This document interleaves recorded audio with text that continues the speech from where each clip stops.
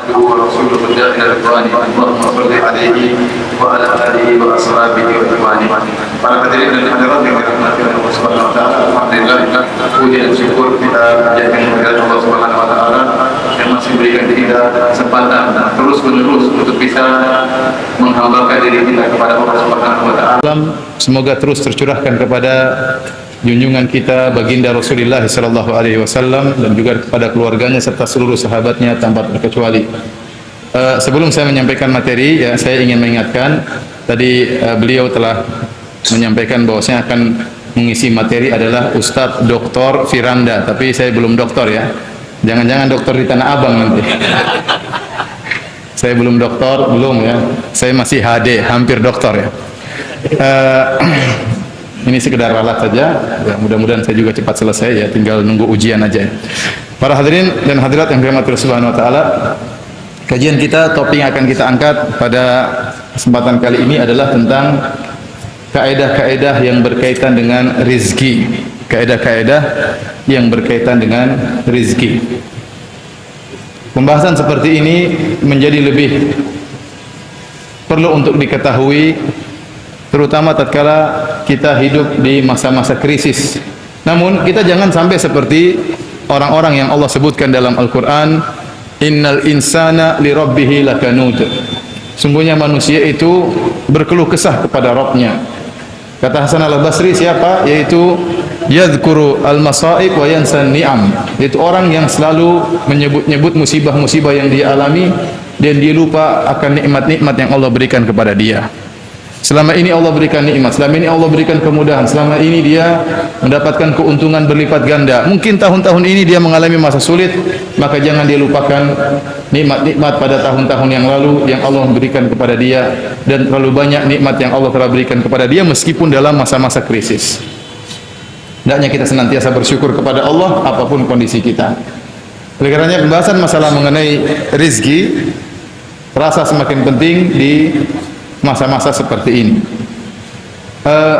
Ada 4 perkara atau 4 kaedah yang perlu kita ketahui.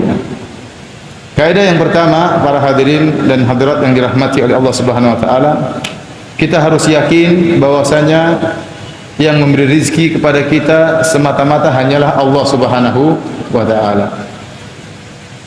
Ya, Allah Subhanahu wa taala yang memberi rizki kepada para hambanya. Tidak ada pemberi rizki selain Allah Subhanahu wa taala. Dan hal ini juga diakui oleh orang-orang musyrikin Arab. Orang-orang musyrikin Arab yang didakwahi oleh Nabi sallallahu alaihi wasallam supaya masuk Islam, mereka juga mengakui bahwasanya pemberi rizki satu-satunya hanyalah Allah Subhanahu wa taala.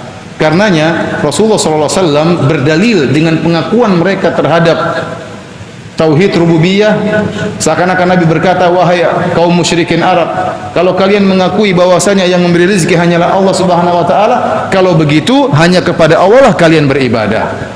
Ini diungkapkan dalam Al-Qur'an dalam beberapa ayat. Di antaranya Allah Subhanahu wa taala berfirman, qul may yarzuqukum minas sama'i wal ardi amman yamliku as-sam'a wal absara wa may yukhrijul hayya minal mayyit wa yukhrijul mayyita minal hayy wa may yudabbirul amr fasayaquluna Allah faqul afala tattaqun. Katakanlah wahai Muhammad kepada mereka, kepada orang-orang musyrikin, siapakah yang beri rezeki kepada kalian dari langit dan bumi? Siapa yang beri rezeki kepada kalian dari langit dan bumi? Dan siapakah yang menguasai pendengaran dan penglihatan?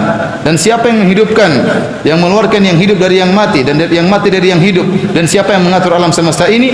Fasayaquluna Allah. Mereka berkata, yang mengatur semua ini, yang memberi rezeki adalah Allah Subhanahu wa taala. Maka faqul afala tattaqun.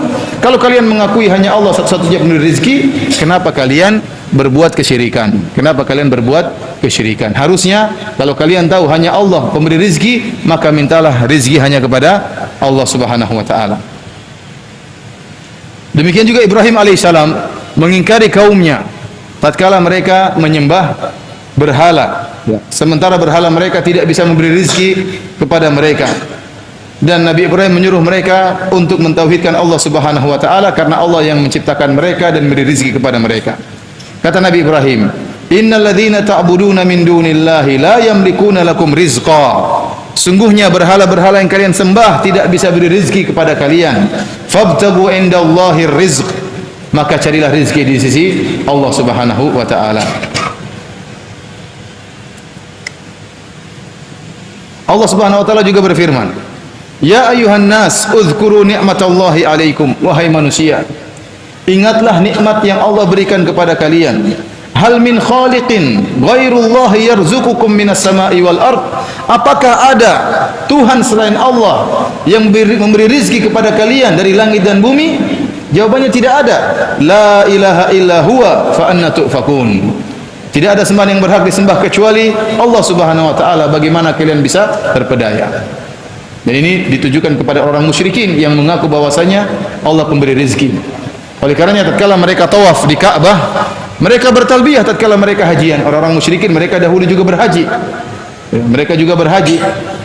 Dan tatkala mereka berhaji mereka mengatakan labbaik Allahumma labbaik labbaik la syarika laka labbaik illa syarikan huwa lak tamlikuhu wa ma malak. Kata mereka labbaik Allahumma labbaik, ya Allah kami penuhi panggilanmu ya Allah. Labbaik la syarika laka labbaik, ya Allah tidak ada syarikat bagimu illa syarikan huwa lak, kecuali syarikat yang kau izinkan, yang kau bolehkan, tamlikuhu wa ma malak, yang syarikat tersebut, berhala-berhala tersebut kau menguasainya, wa ma malak, dan dia tidak menguasai apa-apa. Oleh karenanya orang musyrikin dahulu tatkala mereka menyembah ya patung-patung orang saleh seperti apa namanya Lata. Lata itu seorang soleh. Kata Ibnu Abbas dalam Sahih Al-Bukhari, kana yalitu sawiq walil hujjaj. Dulu Lata itu kerjaannya membuat makanan dibagi-bagikan gratis kepada jemaah haji. Tatkala dia meninggal, dibuatlah patung di atas kuburannya. Akhirnya mereka beribadah kepada Allah dengan menjadikan patung ini sebagai perantara. Namun mereka tidak meyakini patung ini menciptakan alam semesta, patung ini beri rezeki kepada mereka, tidak sama sekali. Buktinya mereka membuat patung dari adonan dari gandum. Mereka buat patung dari gandum ya. Tatkala mereka kelaparan enggak ada makanan, Tuhannya mereka makan, patungnya mereka makan. Jadi patung-patung itu hanyalah simbol dari orang soleh yang menurut mereka orang soleh tersebut bisa menyampaikan permintaan mereka kepada Allah Subhanahu wa taala. Dan mereka mengakui patung-patung tersebut tidak memiliki apa-apa. Makanya mereka mengatakan dalam talbiyah mereka, illa syarikan huwa lak tamlikuhu wa ma malak. Tidak ada syarikat bagi engkau ya Allah kecuali syarikat yang kau izinkan, yang kau menguasainya, sementara dia tidak memiliki apa-apa. Maksud saya, orang-orang musyrikin dahulu mereka meyakini pemberi rezeki hanyalah siapa? Allah Subhanahu wa taala. Mereka tahu yang menguasai Ka'bah adalah Allah Subhanahu wa taala. Tapi para hadirin yang dirahmati oleh Allah Subhanahu wa taala, Allah Subhanahu wa taala membagi-bagi rezeki. Kita dapati Allah memberikan rezeki yang lapang kepada sebagian orang, dan Allah memberikan rezeki kepada sebagian orang pas-pasan, dan Allah menyempitkan rezeki kepada sebagian orang. Dan itu semuanya dilakukan dengan hikmah. Kata Allah Subhanahu wa taala, "Wallahu faddala ba'dakum 'ala ba'dhin fir rizq." Allah yang telah menjadikan rezeki kalian berbeda dengan rezeki yang sebagian yang lain, bertingkat-tingkat dalam rezeki. Allah sengaja, Allah tidak menjadikan rezeki semua sama. Ada yang kaya, ada yang miskin, ada yang tengah, ada yang kurang. Semua sengaja dilakukan oleh Allah Subhanahu wa taala. Dalam ayat yang lain kata Allah Subhanahu wa taala, "Allahu yabsutur rizqa liman yasha'u min ibadihi wa yaqdir."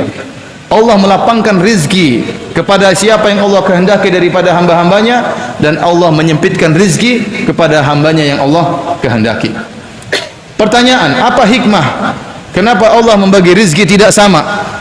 Kenapa tidak semuanya kaya sekalian? Kenapa tidak semuanya miskin saja? Kenapa tidak semua sedang saja? Kok ada yang kaya, ada yang sedang, ada yang miskin? Para ulama menyebutkan hikmah-hikmah kenapa ada perbedaan rezeki. Yang pertama, agar para hamba tahu bahwasanya Allah Subhanahu wa taala yang mengatur segala sesuatu, dan Allah berkehendak, dan Allah terserah Allah, mana yang mau dikasih kaya terserah Allah, yang dibuat miskin oleh Allah terserah Allah, yang dibuat sedang hartanya terserah Allah, agar kita tahu bahwasanya semuanya di bawah aturan Allah Subhanahu wa taala. Dan Allah Maha Kuasa untuk menciptakan yang bervariasi. Ini banyak. Allah menciptakan surga, Allah juga menciptakan neraka. Allah ciptakan malaikat Jibril, Allah ciptakan iblis. Allah ciptakan ustaz, Allah ciptakan penjahat ya. Semuanya Allah ciptakan dua hal yang bertentangan ya. Semuanya ada hikmahnya yang Allah kehendaki. Kemudian yang kedua,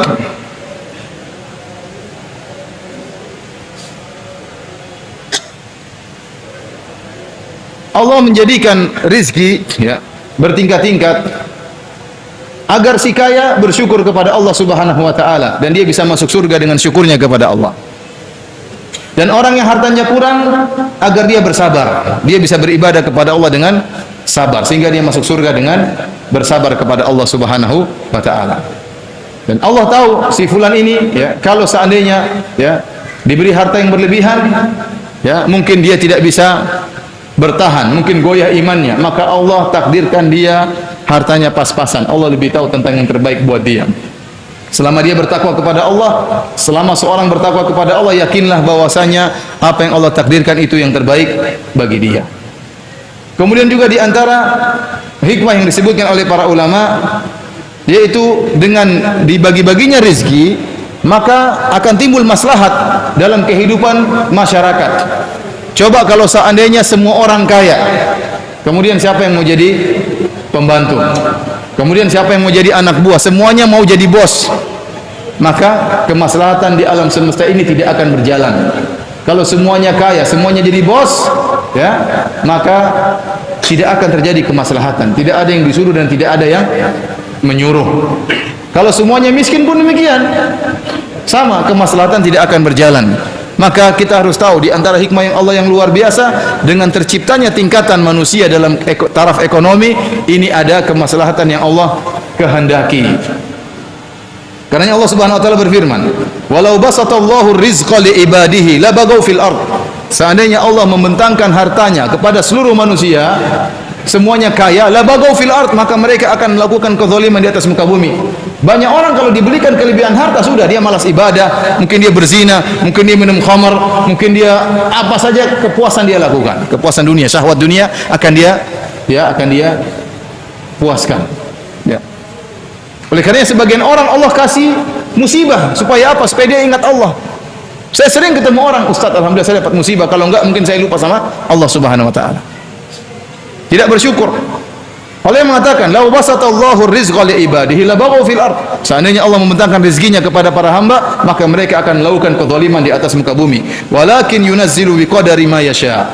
Akan tapi Allah menurunkan rezeki sesuai dengan kadar masing-masing yang Allah kehendaki. Innahu bi ibadihi khabirum basir.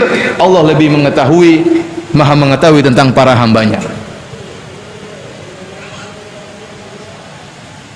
Dalam ayat yang lain Allah Subhanahu wa taala berfirman, "Ahum yuqsimuna rahmata rabbik." Apakah mereka yang bagi-bagi rezeki Allah Subhanahu wa taala? Nahnu qasamna bainahum ma'isyatahum fil hayatid dunya wa rafa'na ba'dahum fawqa ba'din darajatin liyattakhidha ba'dhum ba'dan sukhriya wa rahmatu rabbika khairum mimma yajma'un. Kata Allah, kamilah yang membagi rezeki kami kepada mereka dalam kehidupan mereka, dan kami menjadikan sebagian lebih tinggi derajatnya daripada sebagian yang lain, agar sebagian yang lain bisa memerintah yang lain. Dan kayanya dia ada maslahat, si kaya bisa berinfak dan yang lainnya, si miskin bisa bersabar, si miskin malam-malam berdoa kepada Allah, ya Allah berikan rezeki kepada aku. Kalau diberi rezeki dia enggak pernah berdoa kepada Allah Subhanahu wa taala. Jadi antum senantiasa husnudzon kepada Allah Subhanahu wa taala. Taib, ini kaidah yang pertama, yakin bahwasanya yang beri rezeki hanyalah siapa? Allah. Kaidah yang kedua, bahwasanya rezeki sudah dijamin oleh Allah Subhanahu wa taala. Yang kedua, rezeki sudah dijamin oleh Allah Subhanahu wa taala. Sebenarnya perkaranya sih berkaitan dengan keyakinan. Antum yakin ajal antum sudah ditentukan? Yakin atau tidak? Yakin ajal sudah ditentukan. Nah, ajal dan rezeki sebenarnya sama saja.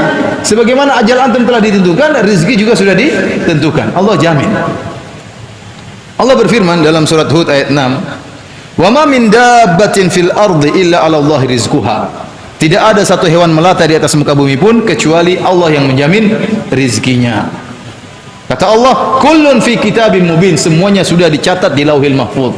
Rezekinya ayam, rezekinya kambing, rezekinya antum, rezekinya ini, rezeki si fulan, semua sudah dicatat di Lauhil Mahfuz.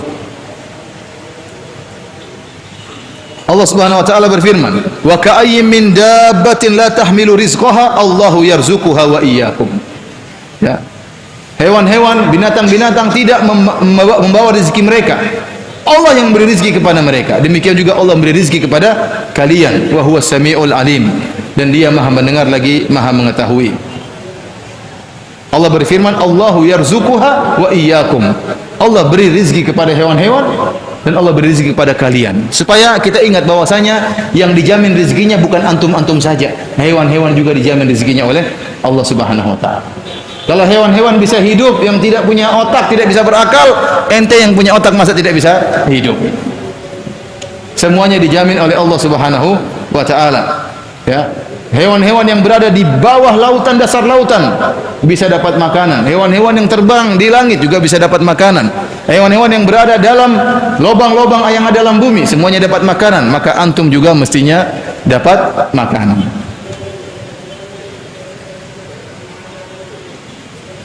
Ada cerita yang disebutkan oleh Ibnu Katsir rahimahullah tentang gagak, ya. Disebutkan bahwasanya ada gagak, entah gagak model tertentu atau gagak secara umum. Saya juga belum pernah ngecek, ya. Jadi gagak itu katanya burung gagak, kalau dia bertelur, dieramlah telurnya. Nah, tatkala telurnya pecah, anaknya pertama keluar, kulitnya putih, bulunya berwarna apa? Putih. Maka kedua orang tua gagak ini, yang anak gagak ini merasa heran anaknya putih. Sementara gagak burungnya warnanya apa? Hitam. Maka dia pun kabur meninggalkan anaknya yang masih kecil. Coba siapa yang mau kasih makan? Bapak ibunya pergi. Bapak ibunya apa? Pergi. Namun ternyata Allah memberikan rizki kepada burung ini dengan burung yang lain. Ada burung yang lain yang kasih makan buat anak gagak ini. Terus dikasih makan sampai bulunya mulai berubah menjadi hitam. Setelah menjadi hitam maka kedua orang tuanya apa? Kembali. Apakah terjadi dengan sendirinya? Jawabannya tidak. Kalau tidak juga dikatakan kebetulan, ya. Kalau kebetulan maka mungkin kejadian sekali, dua kali, tiga kali. Setelah itu tidak ada anak gagak yang hidup setelah itu. Tapi ternyata senantiasa demikian. Selalu ada burung yang berisi kepada anak gagak ini. Kenapa kedua orangnya pergi? Karena aneh. Kok anaknya berkulit apa? Putih. Namun ternyata Allah beri rezeki kepada burung tersebut. Disebutkan ada seorang ulama, ya, sama dia lagi makan sama teman-temannya, kemudian ada kucing datang, dia lempar makan, entah ikan entah daging. Kucing itu ambil kemudian pergi. Datang lagi kucing yang sama, dikasih lagi ikan. Kucing itu pergi, langsung pergi, tidak lama datang lagi, kasih lagi, pergi lagi. Ulama ini heran, ini kucing nggak mungkin makan sebanyak ini. Kok makan terus nggak berhenti. Maka waktu dia lempar, kucing ini pergi bawa ikan, diikutilah kucing tersebut. Ternyata kucing ini membawa makanan kepada kucing yang buta. Jadi Allah sudah atur, ya. Itu ada rezekinya. Ada rezekinya. Allah yang menjamin rezeki.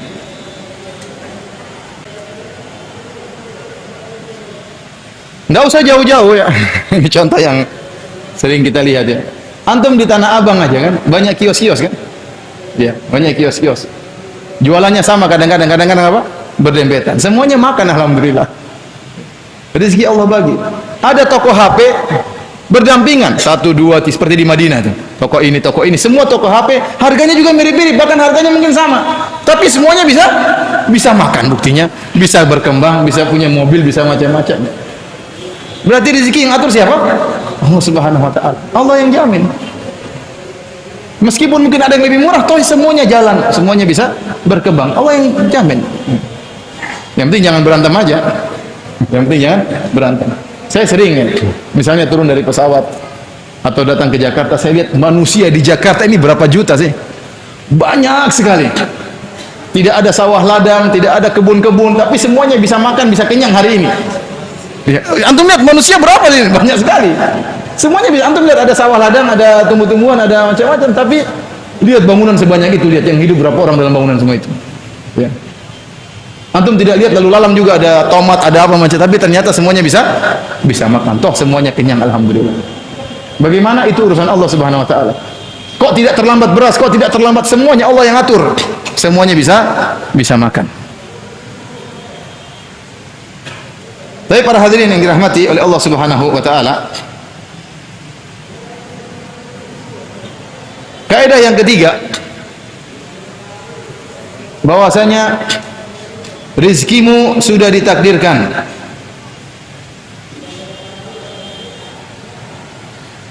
Bahwa rizkimu sudah ditakdirkan. Dan ini telah termaktub dalam banyak dalil. Di antaranya Rasulullah SAW bersabda, "Kataballahu maqadiral khalaiqi qabla an yakhluqas samawati wal ard bi 50,000 sana."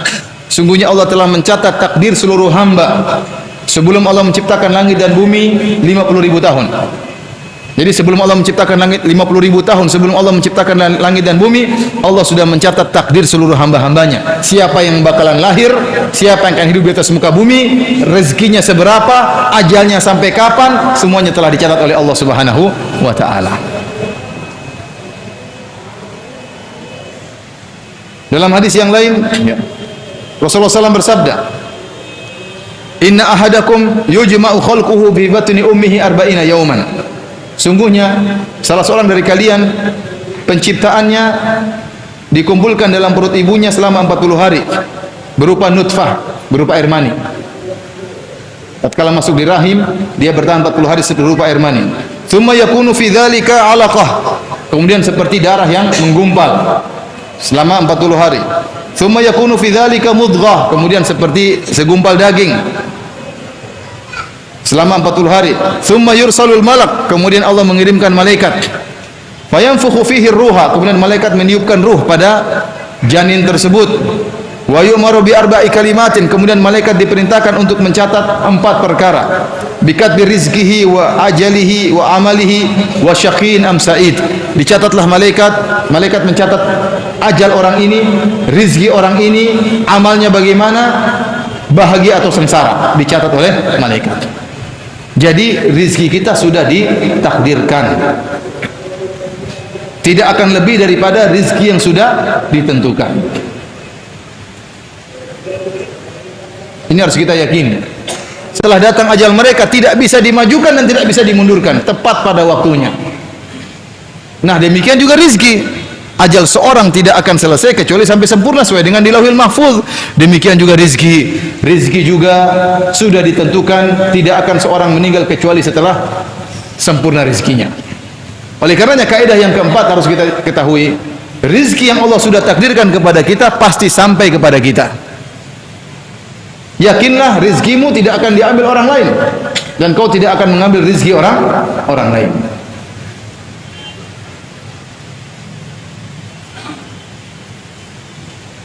Dalam hadis Rasulullah SAW bersabda, "Inna ruhal kudusi nafatha fi ru'i." Sungguhnya malaikat Jibril meniupkan dalam ruhku, dalam dadaku. "Inna nafsan lan tamuta hatta tastakmila rizqaha." Sungguhnya satu jiwa pun tidak akan meninggal sampai dia sempurnakan rezekinya. "Fattaqullaha wa ajmilu fi talab." Kalau begitu perkaranya, bertakwalah kepada Allah dan baguskanlah kalian dalam mencari rezeki. Jangan mencari rezeki yang halal, jangan mencari rezeki yang haram. Ya. Karena rezeki sudah ditentukan. Disebut ada seorang soleh, dia masuk masjid. Waktu dia masuk masjid, dia menitipkan ontanya atau himarnya kepada seorang di luar, karena dia ingin sholat. Orang ini rupanya bawa lari kekangan onta atau kekangan himarnya dibawa lari, kemudian dijual di pasar 2 dirham.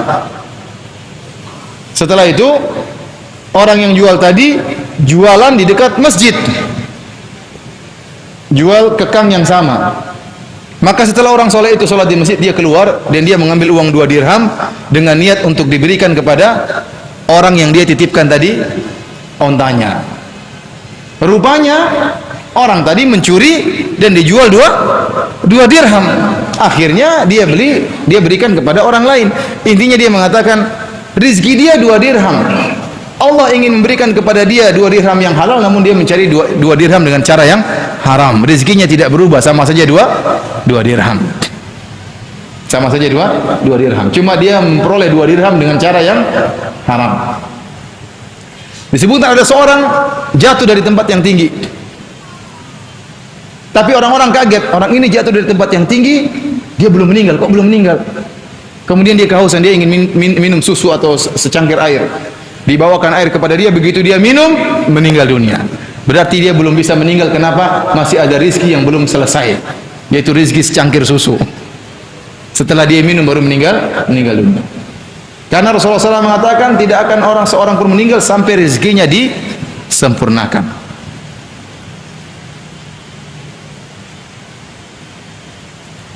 Para hadirin dan hadirat yang dirahmati oleh Allah Subhanahu wa taala, kalau kita mengetahui perkara-perkara ini ya, bahwasanya yang beri rezeki hanya Allah Subhanahu wa taala. Kemudian ya, bahwasanya Allah telah menjamin rezeki. Kemudian kita tahu juga bahwasanya ya, rezeki kita sudah ditakdirkan, dan kita tahu bahwasanya rezeki yang sudah ditakdirkan tersebut pasti akan sampai kepada kita.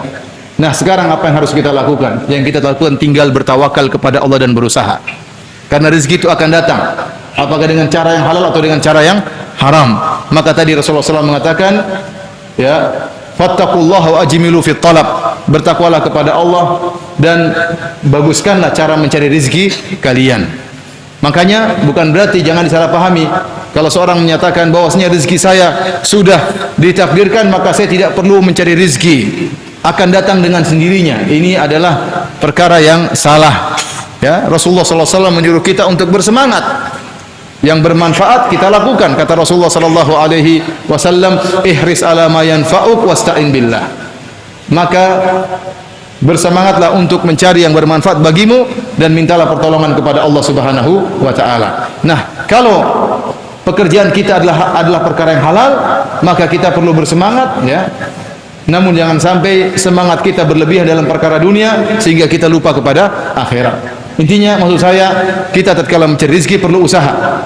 Adapun tidak berusaha maka ini cara yang salah. Ya, cara yang keliru. Seorang kalau ingin punya anak maka dia harus nikah. Kalau dia enggak nikah bagaimana dia punya anak? Memang akan muncul Nabi Adam yang kedua. Nabi Adam sudah selesai ya, tanpa bapak dan tanpa ibu. Nah, kalau kamu ingin punya anak maka kamu harus nikah. Yang tidak nikah, yang sudah nikah saja belum tentu punya anak. Ya, oleh karenanya seorang berusaha meskipun, dan ingat waktu berusaha tersebut dia harus bertawakal kepada Allah. Makanya Ibnu Rajab mengatakan, seandainya seorang bertawakal kepada Allah dengan tawakal yang benar disertai dengan sedikit usaha, maka Allah akan berikan rezeki kepada dia. Sekarang meskipun rezeki kita sudah ditakdirkan, kita tidak tahu rezeki kita seberapa.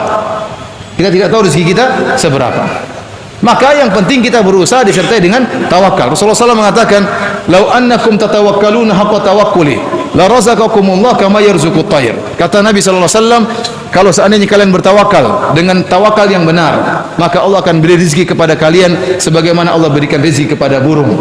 Taqdu khimasan wa taruhu bitana. Burung-burung pergi di pagi hari dalam kondisi perut kosong, balik-balik sudah kenyang, bahkan bawa makanan buat anak-anaknya. Namun burung-burung tersebut berusaha atau tidak? Berusaha. Maka lihat, burung-burung kalau antum keluar di pagi hari, sebelum subuh burung-burung sudah bangun, iya atau tidak? Bahkan dia loncat-loncat di pepohonan, mungkin berkicau di antara mereka. Setelah itu dia terbang berkilo-kilometer. Kenapa? Dia cari rezeki. Memang rezekinya sudah ditanggung, tapi dia mencari, dia berusaha. Padahal burung tersebut tidak punya akal. Nah, antum punya akal, kemudian tidak mau cari rezeki, ini salah. Antum harus berusaha untuk mendapatkan rezeki antum. Antum harus berusaha. Harus ada usaha. Namun ingat, usaha sedikit disertai dengan tawakal yang tinggi mendatangkan kelapangan rezeki. Banyak orang yang berusaha namun dia kurang tawakalnya kepada bosnya, tawakalnya kepada jenis pekerjaannya. Tidak, ente bekerja apapun, tawakal tinggi kepada Allah, yakin bahwasanya yang beri rezeki adalah Allah Subhanahu wa taala. Makanya disebutkan sebuah cerita, ada seorang dia ingin mengatakan bahwasanya saya akan diberi rezeki meskipun saya tidak berusaha.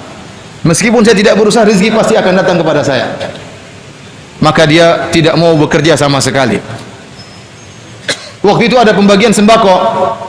Dikumpulkanlah orang-orang satu kampung, dipanggil si fulan. Dia tidak mau hadir. Kalau dia hadir berarti dia berusaha. Saya enggak mau hadir.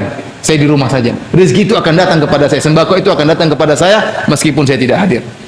Panggil namanya si fulan, nama dia. Wah, saya enggak mau jawab. Kalau saya jawab berarti saya sudah berusaha. Saya tidak mau berusaha. Akhirnya yang membagi mengatakan, ini hanya sekedar ilustrasi ya. Yang membagi mengatakan, wah, mungkin dia lagi sakit, antar aja sembakonya ke rumahnya. Nah, benar kan? Sembakonya akan datang meskipun dia tidak berusaha. Maka yang bagi tadi bawa sembako ke rumahnya. Mungkin lagi sakit, diketuk. Assalamualaikum. Wah, kalau saya jawab waalaikumsalam berarti saya berusaha. Saya tidak mau jawab. Saya yakin rezeki itu akan apa? Sampai. Assalamualaikum, saya tidak mau jawab. Kalau saya jawab berarti saya berusaha. Akhirnya tukang bagi mengatakan, oh mungkin gak ada orangnya, saya kasih orang lain aja. Waktu mau pergi, dia ketakutan. Akhirnya dia, ada orang di dalam. Akhirnya dikasih. Nah, itu juga usaha. Maksud saya, namanya orang itu harus berusaha. Kalau nggak berusaha, bagaimana? As-sama la tumtiru dhahaban. Kata para ulama, langit itu tidak menurunkan hujan emas. Kalau langit menurunkan hujan emas, ente nggak usah berusaha. Ente nggak usah berusaha. Oleh karenanya, seorang harus berusaha disertai dengan tawakal yang sedikit, rezekinya akan lancar. Daripada ente ngoyo tidak berkah. Kalau ente bekerja ngoyo tidak ingat kepada Allah, ente tidak berkah. Ada seorang soleh dikatakan kepada dia, wahai fulan, harga semua naik, bagaimana kamu? Kata dia, saya tidak peduli meskipun sebutir gandum harganya 1 dinar emas, saya tidak peduli. Yang penting saya beribadah kepada Allah. Kalau saya beribadah kepada Allah, maka wajib bagi Allah beri rezeki kepada saya. Jadi yang maksud saya, antum berusaha, namun jangan lupa beribadah. Karena beribadah itu mudah mendatangkan rezeki. Di antara kalau antum mencari rezeki, di antaranya bertakwa kepada Allah. Dan Allah berkata dalam Al-Qur'an, "Wa may yattaqillaha yaj'al lahu makhraja." Barang siapa yang bertakwa kepada Allah, Allah berikan solusi bagi dia. Wa yarzuquhu min haitsu la yahtasib. Dan Allah akan berikan dia rezeki dari arah yang dia tidak sangka-sangka. Benar, tapi antum berusaha, jangan lupa salat 5 waktu, jangan lupa berdoa kepada Allah. Ada waktu baca Al-Qur'an, akan datang rezeki dari arah yang tidak disangka-sangka. Nah, kalau antum kemudian macet semuanya susah, buntu semuanya, jangan-jangan Anda tidak bertakwa. Curigailah ketakwaan Anda. Jangan-jangan Anda bermaksiat, jangan-jangan Anda melakukan hal-hal yang haram sehingga rezeki menjadi apa? Menjadi macet. Itu kalau Anda beriman, maka ditegur oleh Allah. Kalau orang kafir dibiarin aja rezekinya, mau kafir, mau bangsat, mau brengsek, dikasih oleh Allah. Tapi kalau orang beriman yang Allah cintai, kalau dia bermaksiat, Allah sulitkan rezekinya. Berarti Allah tegur dia. Allah tegur dia. Nah, kalau seorang ternyata rezekinya macet, maka curigailah imannya, jangan-jangan dia enggak beres ya ketakwaannya. Demikian juga dalam ayat yang lain Allah Subhanahu wa taala berfirman. Kata Allah Subhanahu wa taala, "Wa'mur ahlaka bis-shalati wastabir 'alaiha la nas'aluka rizqan nahnu narzuquk." Perintahkanlah keluargamu untuk menjalankan salat. Wastabir 'alaiha, dan bersabarlah dalam salat dan memerintahkan keluarga. Kata Allah, "Nahnu narzuquk." La nas'aluka rizqa nahnu narzuquk. Kami tidak pernah minta rezeki kepada kalian. Justru kami yang beri rezeki kepada kalian. Oleh karenanya Allah menyindir orang-orang yang mereka sibuk mencari rezeki, lupa nyuruh istri dan anaknya sholat. Allah mengatakan, siapa suruh kamu cari rezeki banyak-banyak? Kami tidak pernah minta engkau beri rezeki kepada kami. Nah, kalau Anda mencari rezeki banyak-banyak sehingga lupa untuk mengajari anak istri, maka ini tercela. Sebaliknya Allah mengatakan, nahnu narzuquk, kami yang beri rizki. Isyarat bahwasanya barang siapa yang beribadah, menyuruh anak istrinya sholat, maka Allah tambahkan rizkinya. Yakinlah kalau Anda bekerja, pulang ke rumah ingatkan anak istri, SMS anak istri, sudah sholat atau belum? Telepon, sudah sholat atau belum? Ini menambah rizki Anda. Ada sebab-sebab yang mendatangkan rizki di luar daripada yang kita hayalkan, di luar daripada yang bisa kita lihat. Seperti ketakwaan. Seperti tadi sholat menambah rizki. Salat menambah rizki. Contohnya menyambung silaturahmi. Rasulullah SAW bersabda, "Man ahabba an yubsata lahu fi rizqihi wa yunassa'a fi athari falyasil rahimah." Barang siapa yang ingin dilapangkan rezekinya dan ingin dipanjangkan umurnya, sambung silaturahmi. Ini di antara pintu rezeki. Sisihkan waktu, berikan hadiah buat orang tua, terutama nyambung silaturahmi dengan orang tua. Berikan hadiah emas buat ibu. Berikan kalung buat ibu, kasih uang buat ibu, senangkan hati orang tua di masa tua. Dai pasti ente jadi dai yang sukses. Ente jadi pedagang pasti menjadi pedagang yang sukses. Saya punya teman Jakarta, subhanallah, dia cerita, dulu dia kerja jadi pegawai bertahun-tahun sampai puluhan tahun lalu, sampai kemudian gaji dia dapat gaji 13 juta. 13 atau 15 juta saya lupa. 15 juta. Kemudian rencananya uang tersebut dia olah ingin buka usaha baru sebagai modal. Qadarullah waktu itu ibunya terlilit utang. Dan ditagih oleh rentenir. Maka dia pun uang 15 juta tersebut, kalau nggak salah ibunya utang 13 juta, maka dia bayar 13 juta tersebut. Kemudian ditanya lagi, "Bu, masih ada utangnya, Bu?" Coba ibu pikir-pikir, masih ada utang atau tidak? Jangan dibayar belakangan. Ibunya cari-cari lagi, ternyata masih 2 juta. Habislah 15 juta tersebut semuanya untuk bayar utang ibunya. Sekarang teman saya itu kerjanya sebulan cuma 3 jam, pemasukan ratusan juta tiap bulan. Kenapa? Allah beri berkah. Kenapa? Karena dia memperhatikan orang tuanya. Ya. Oleh karenanya, di antara penyambung rezeki antum, sambung silaturahmi. Kalau orang tua antum sudah meninggal dunia, lihat bibi, lihat tante, telepon dia, kasih hadiah. Ya. Kakak, adik. Jangan malas-malas untuk apa? Untuk menyambung silaturahmi. Saya punya keluarga ada. Dia pernah mengumpulkan seluruh keluarganya dari Irian, dari Sulawesi, datang semua. Dengan tiket pesawat dia ganti seluruh tiket pesawatnya. Kenapa? Untuk kumpul bareng-bareng, silaturahmi. Alhamdulillah, meninggal dalam kondisi kaya. Dipanjangkan umurnya sampai umur 80 lebih. Ya. Makanya yakinlah bahwasanya ada pintu-pintu rizki yang mungkin tidak kita lihat. Kita hanya melihat perkara yang zahir. Padahal ada pintu-pintu rizki yang lain. Di antaranya bertakwa. Ya, di antaranya tadi menyambung silaturahmi. Di antaranya sering sholat sunnah. Nanti sering sholat, insya Allah rezekinya lancar. Allah yang jamin tadi. Allah yang jamin. Di antaranya bersedekah. Bersedekah. Kata Rasulullah SAW, "Ma naqasat shadaqatun min mal." Bahwasanya sedekah harta tidak akan berkurang dengan sedekah. Harta tidak akan berkurang dengan sedekah. Yang bilang siapa? Nabi SAW. Zahirnya berkurang. Kalau anda punya uang 500.000, anda sedekahkan 100.000, tinggal 400.000. Zahirnya. Tapi kata Nabi, tidak akan berkurang. Bagaimana caranya? Itu urusan Allah Subhanahu Wa Taala. Itu urusan Allah. Kalau anda bersedekah, pasti kembali lebih banyak. Tapi jangan bilang kembalinya 70 kali lipat, 120 kali lipat. Ini nggak ada dalilnya. Intinya kembali pasti lebih banyak, cepat atau lambat. Dan sering diganti dengan cepat oleh Allah Subhanahu Wa Taala. Dan biasanya diganti lebih banyak. Biasanya diganti lebih banyak. Dalam hadis, ya ibn Adam, unfik alaik, wahai anak Adam, berinfaklah, maka kau akan diinfaki, Allah akan berinfak kepadamu, Allah akan berikan rezeki kepadamu. Dan terlalu banyak kita dengar cerita, seorang berinfak Allah ganti pada saat itu juga. Terkadang dengan jumlah yang sama, terkadang seringnya dengan nominal yang lebih. Ya. Subhanallah, saya mengenal seorang, dia berinfak hari ini 6 juta. Kemudian besok dia berinfak 3 juta. Setelah dia berinfak 6 juta, tahu-tahu ada yang kasih uang dia juga 6 juta. Besoknya dia berinfak 3 juta, tahu-tahu ada yang kirim transfer juga 3 juta. Apa ini kebetulan? Jawabannya tidak mungkin kebetulan. Kenapa nominalnya bisa sama? Di hari yang sama. Karena yang ngatur siapa? Allah Subhanahu Wa Taala. Allah akan bukakan hati-hati orang lain untuk memudahkan rezeki kepada anda. Jadi jangan lupa, ingat ada sebab-sebab rezeki di luar daripada perkara yang zahir. Maka sisihkan waktu ya untuk bertakwa kepada Allah, sisihkan waktu untuk salat, dan jangan lupa untuk bersedekah. Niscaya rezeki anda ya akan ditambah oleh Allah Subhanahu Wa Taala. Dan yang terakhir yang saya sampaikan, bahwasanya tugas kita di sini adalah untuk beribadah kepada Allah. Kata Allah Subhanahu Wa Taala, "Wa ma khalaqtul jinna wal insa illa liya'budun. Ma uridu minhum min rizqin wa ma uridu ayyut'imun. Innallaha huwar razzaqu dzul quwwatil matin." Kata Allah, tidaklah aku ciptakan jin dan manusia kecuali untuk beribadah kepadaku. Aku tidak minta rezeki kepada mereka, dan aku tidak minta mereka memberi makan kepadaku. Innallaha huwar razzaq. Justru Allah yang beri rezeki. Justru Allah yang beri rezeki. Nah, kalau anda berusaha dan tidak lupa beribadah kepada Allah, yakinlah anda akan dijamin rezekinya oleh Allah Subhanahu Wa Taala. Yang jadi masalah jika seorang mencari rezeki ngoyo, kemudian berusaha payah, lupa untuk beribadah. Ya, ini yang jadi masalah. Ini yang menjadi masalah. Dia lupa bahwasanya tugas dia di atas muka bumi adalah beribadah, bukan mencari rezeki. Rezekinya ya mau ngoyo atau tidak akan datang kepada dia. Seorang mukmin yang penting berusaha. Mau dia berusaha payah, mau dia sedikit-sedikit, intinya dia berusaha. Mau dia mati-matian berusaha atau kurang mati-matian, rezekinya sama. Rezekinya sama. Taruhlah dia mati-matian hari ini dapat 1 juta, nanti anaknya juga sakit, harus ada keluar duitnya. Maka kalau dia berusaha hari ini sesuai dengan waktu yang wajar, sisanya dia baca Quran, sisanya dia insya Allah Allah beri berkah. Insya Allah Allah beri berkah.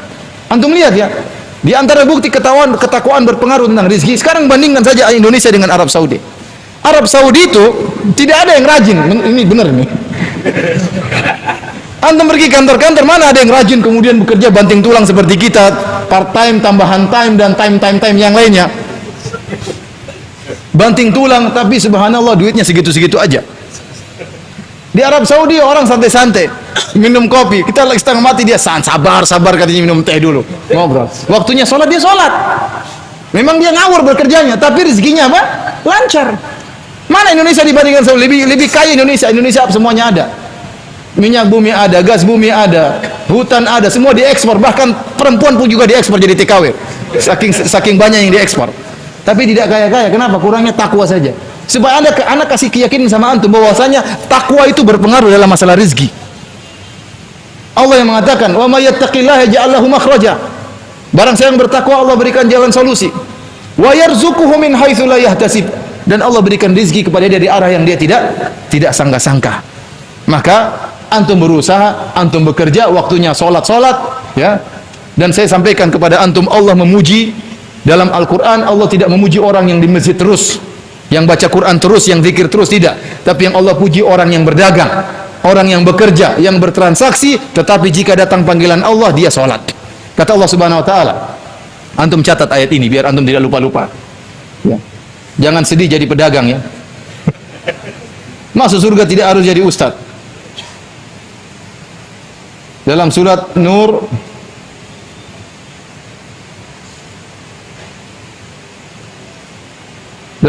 ayat 37. Surat 24 ayat 37.